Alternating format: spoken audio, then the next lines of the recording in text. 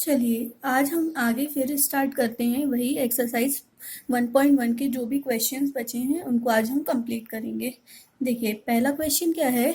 मान लीजिए कि XY तल में स्थित समस्त रेखाओं का समुच्चय L है। मतलब हमको ऐसी जो ग्रुप बनाना है, जो समुच्चय बनाना है आज, वो हमारे पास उसमें क्या है, रेखाएं हैं। नंबर्स के बजाय हमने उनमें रेखाएं ली है। और L में संबंध R बराबर L1, L2 such that L1 समांतर है L2 के। अब हमने एक संबंध इस पर क्या परिभाषित किया L समुच्चय पर, कि हमको ऐसे क्रमित युग्म लेने हैं, रेखाओं के ऐसे क्रमित युग्म लेने हैं जिसमें L1 और L2 दो समांतर रेखाओं के हमको क्या बनानी है, क्रमित युग्म बनानी है। द्वारा परिभाषित संबंध है। सिद्ध कीजिए कि R एक तुल्यता संबंध है। सबसे पहला क्वेश्चन क्या बोला है हमको, R को एक तुल्यता संबंध सिद्ध करना है। और फिर क्या दिया है, रेखा y बराबर 2x+4 से संबंधित समस्त रेखाओं का समुच्चय ज्ञात कीजिए। फिर ये जो रेखा का समीकरण दिया है y बराबर 2x+4, इससे रिलेटेड हमको जो भी समुच्चय बनते हैं उसका हमको उसका समुच्चय निकालना है, उससे संबंधित रेखाओं का समुच्चय निकालना है। देखिए सॉल्व करेंगे तो हमको क्या दिया है, L किसी XY तल में स्थित समस्त रेखाओं का समुच्चय है।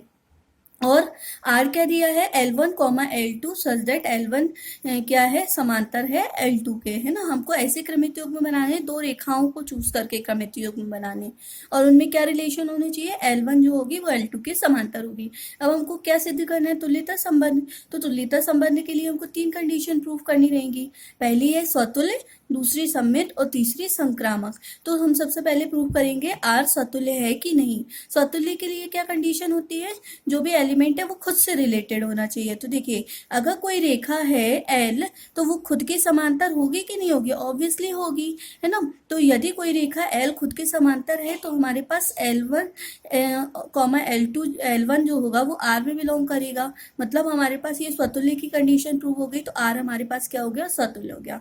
दूसरा हमको प्रूफ करना है R सममित है। अब सममित की कंडीशन क्या होती है हमारे पास, यदि हमारे पास दो एलिमेंट हैं वो बिलोंग कर रहे हैं किसी सेट में, तो उनसे जो और उनसे बनने वाला क्रमिक युग्म R में बिलोंग कर रहा है, तो उनका इनवर्स भी हमारे पास R में बिलोंग करेगा।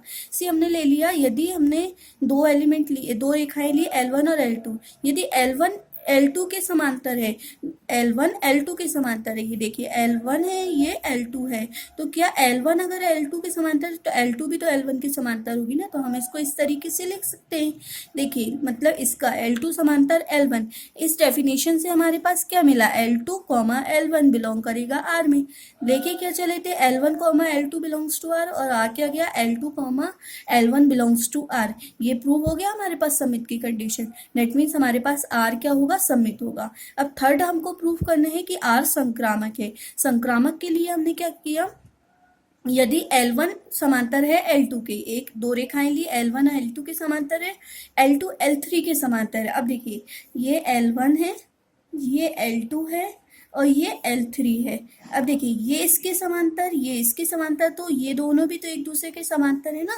मतलब L1 समांतर हुई क्या, L3 के, L3 समांतर हुई। मतलब हम लेके क्या चले, L1, L2 belongs to R, L2, L3 belongs to R, और इसके लिए हमको क्या मिल गया, L1, L3 belongs to R।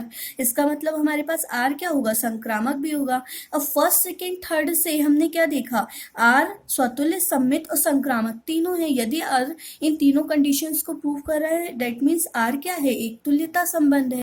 अब देखिए इसी में हमको एक और क्वेश्चन पूछ लिया था कि हमको y बराबर 2x+4 से रिलेटेड जो भी समुच्चय है वो निकालना है, रेखाओं का जो समुच्चय है वो निकालना है। अब हमने क्या ले लिया, y बराबर 2x+c।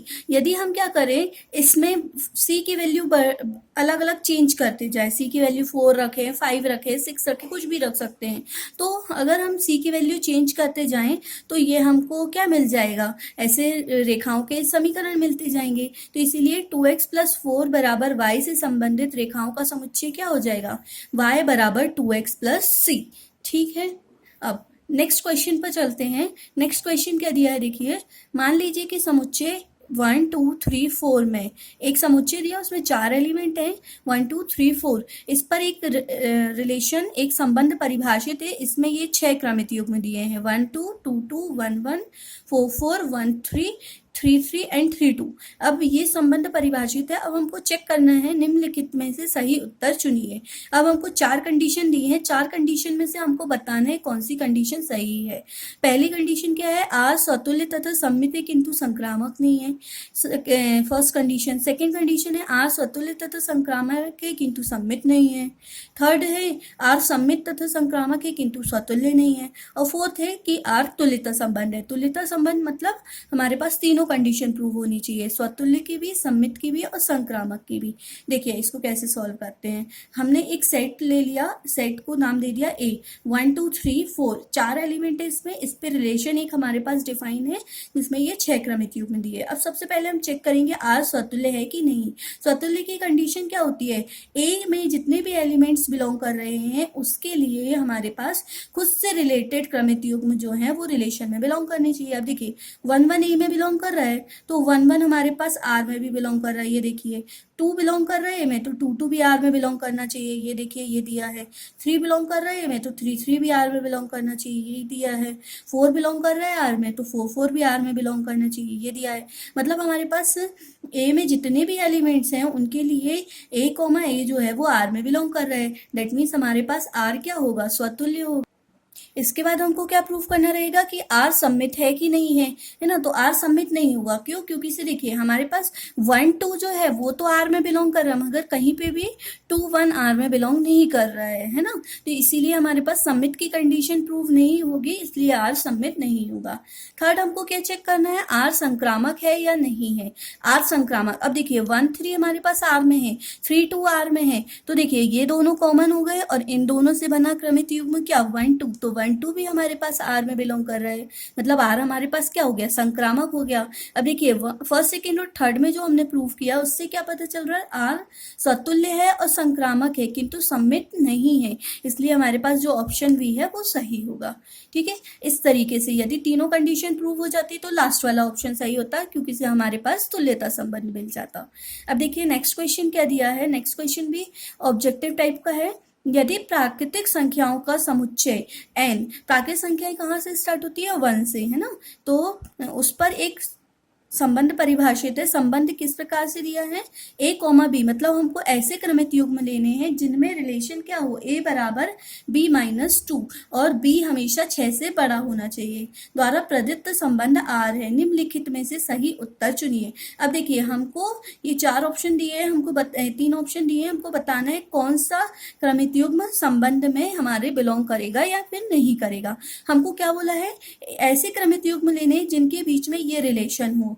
2 कंडीशन दिया, बी की वैल्यू हमेशा 6 से ज्यादा होना चाहिए। तो देखिए यदि हम ये वाला क्रमिक युग्म लेंगे 2,4, तो ए कॉमा बी की वैल्यू कितनी हो जाएगी, 2,4। तो बी की वैल्यू हमारे पास 6 से ज्यादा होनी चाहिए, जबकि बी की वैल्यू इधर पर क्या है, 4 है, जो कि 6 से ज्यादा नहीं है। तो फर्स्ट ऑप्शन तो गलत हो गया। अब सेकंड ऑप्शन लिया हमने, सेकंड क्या है, सेकंड है हमारे पास 3,8। यदि हमने a कॉमा बी 3,8 लिया तो a 3 हो जाएगा और b क्या हो जाएगा, 8 हो जाएगा। तो b अगर इज इक्वल्स टू 8 लेते हैं तो ये 6 से बड़ा है, ये वाली कंडीशन तो ठीक है। अब ये वाली कंडीशन देखते हैं तो 3 is equals to B, a is equals to b minus 2, तो क्या 8 माइनस 2 करने पर 3 आ रहा है, नहीं आ रहा है। तो दैट मीन्स हमारे पास ये वाली ऑप्शन भी गलत हो गया। अब बचा थर्ड ऑप्शन, तो ऑब्वियसली थर्ड ऑप्शन ही सही होगा, मगर फिर भी हम एक बार चेक कर लेते हैं। यदि हमने a और b की वैल्यू 6 और 8 ली है तो हमारे पास देखिए b जो है वो 6 से ज्यादा है, तो ये कंडीशन हमारे पास फुलफिल हो रही है।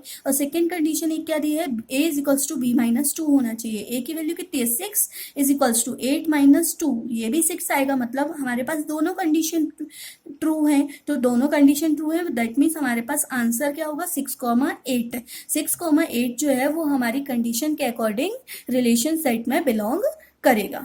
ठीक है, चलिए आज के लिए इतना। कल हम पढ़ेंगे टाइप्स ऑफ फंक्शन।